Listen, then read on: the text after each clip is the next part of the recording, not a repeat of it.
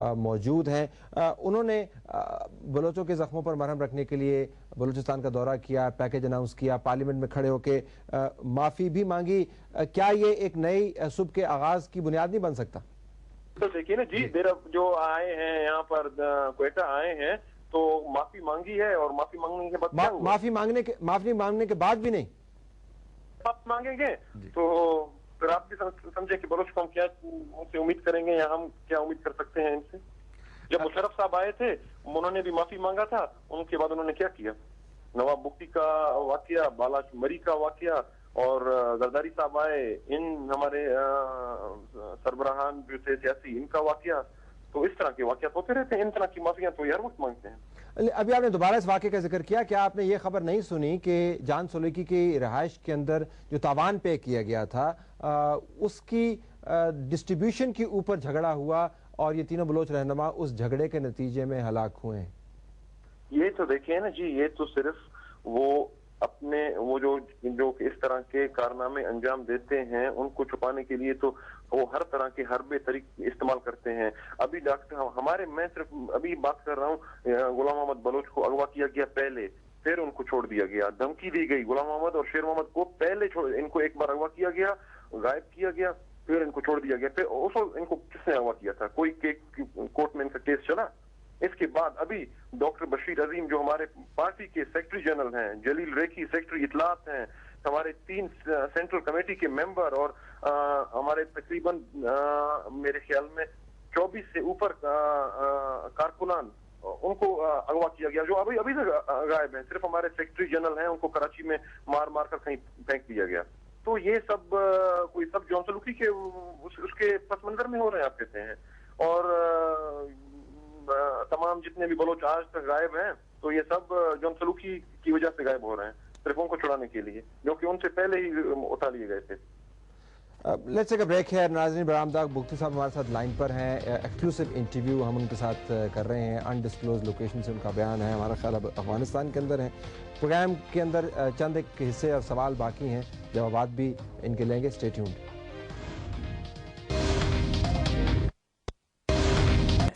खुशामदीद नाज़रीन, बरामदाग बुख्ती साहब हमारे साथ लाइन पर हैं। एक्सक्लूसिव इंटरव्यू आज लाइव विद तलत हुसैन में आप देख रहे हैं। बरामदाग साहब, आपने बहुत सारी बातें की, हो सकता है सवाल आपको पसंद नहीं है, क्योंकि आप भी खुले जवाब दे रहे हैं तो हम भी खुला सवाल करते हैं। गुजारिश ये है कि नवाबों के बच्चे और पोते इनकलाब नहीं लाया करते, वो मोनोपोली कंट्रोल करते हैं, वो ताकत इस्तेमाल करते हैं, इनकलाबी नहीं होते। आप तो बड़ा एक गैर हकीकी सा किरदार नजर आते हैं, नवाब का पोता हो के आप इनकलाब की बात कर रहे हैं।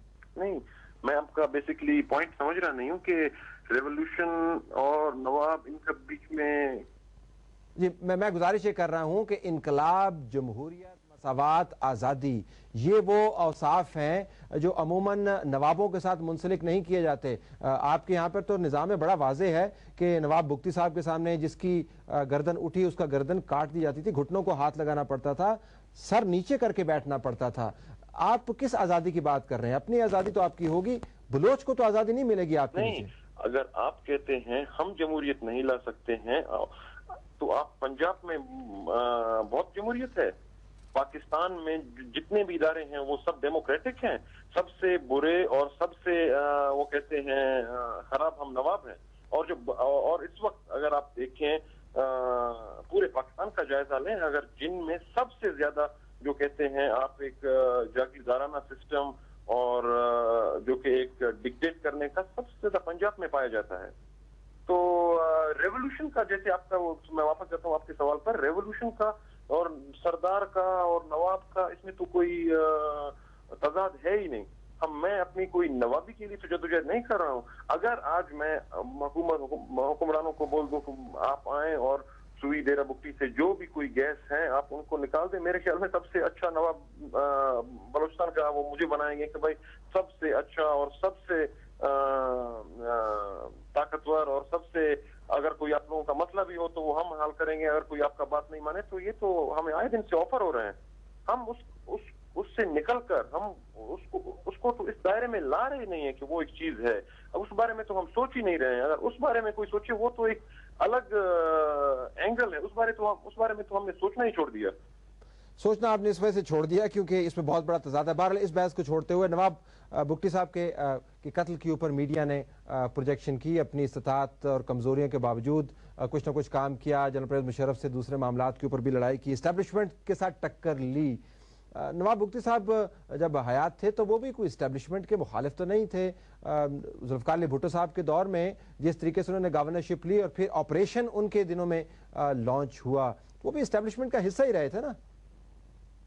देखिए जी, ये एक हकीकत है जो कि आप कह रहे हैं, लेकिन जिस तारीख की आप बात कर रहे हैं 1970s में भुट्टो साहब की जब गवर्नमेंट थी, जब ऑपरेशन शुरू किया गया, आपको ये भी मालूम होना चाहिए कि उसके 3 या शायद 4 महीनों के, मुझे एग्जैक्ट पता नहीं है, उसके बाद नवाब भुट्टी ने गवर्नरशिप से रिजाइन की। हाँ जी, लेकिन ऑपरेशन 4 महीने जारी रहा तो अप्रूव तो किया ना उन्होंने। वो उस बात से मैं आपका इनकार नहीं करता हूँ, नहीं जहां तक आपका अप्रूव नहीं किया आपने, आप मुझे दिखाएं किसी भी जगह को उन्होंने अप्रूव किया, आपको इस तरह का डॉक्यूमेंट मुझे दिखाएं कि उन्होंने अप्रूव किया। बिल्कुल गलत है। 4 माह तक ऑपरेशन जारी रहा, वो गवर्नर रहे ना, वो किया गवर्नर रहे, वो 4 माह तक ऑपरेशन जारी रहा। उन्होंने इस पर एहतजाज की, भुट्टो साहब से भी एहतजाज की, जहां तक मैंने सुना है उन्होंने अप्रूव नहीं किया उसको। अगर कोई इस तरह का आपके पास सबूत है, अगर आप आज दिखा नहीं सकते, आप किसी और दिन दिखा के आप दिखाएं, कोई अपने चैनल पर आप दिखाएं, सबके सामने आएगा कि उन्होंने कौन से डॉक्यूमेंट पर साइन किए और अप्रूव की, कोई सबूत आप दिखाएं मुझे। हाँ, उन्होंने एहतजाज जरूर की, इस ऑपरेशन की मुखालफत जरूर की, जब कुछ नहीं हुआ तो उन्होंने रिजाइन किया।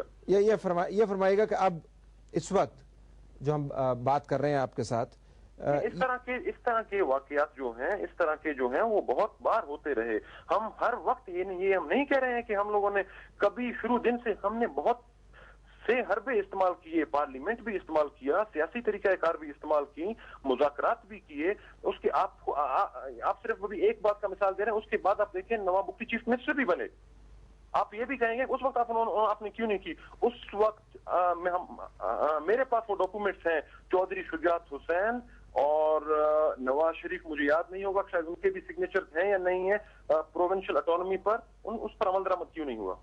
हमने बहुत से जराए, अख्तर मेंगल साहब चीफ मिनिस्टर हुए, नवाब खैरबख्श मरी के बेटे, 3 बेटे मिनिस्टर हुए, हैरबियार मरी हुए, गजेन मरी हुए, चंगेज, हमने सारे जराए इस्तेमाल किए। जब कुछ भी हमें फायदा नहीं हुआ, तमाम रास्ते हमारे, बल्कि जो हम पॉलिटिकल मीन से जो हम अपने स्ट्रगल कर रहे थे, तो वो भी हमारे जराए बंद किए गए, तो हमें मजबूर होना पड़ा,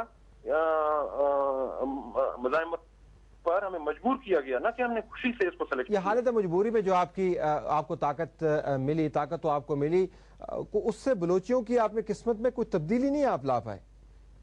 बिल्कुल, अभी जैसे अभी आप कह रहे हैं कि अभी आप कल अगर कहें कि चीफ मिनिस्टर जो है असलम रईसानी साहब, इनको कसूरवार करें, मैं इनको भी कसूरवार नहीं समझता हूँ, क्योंकि ये इनके हाथ में कुछ है ही नहीं।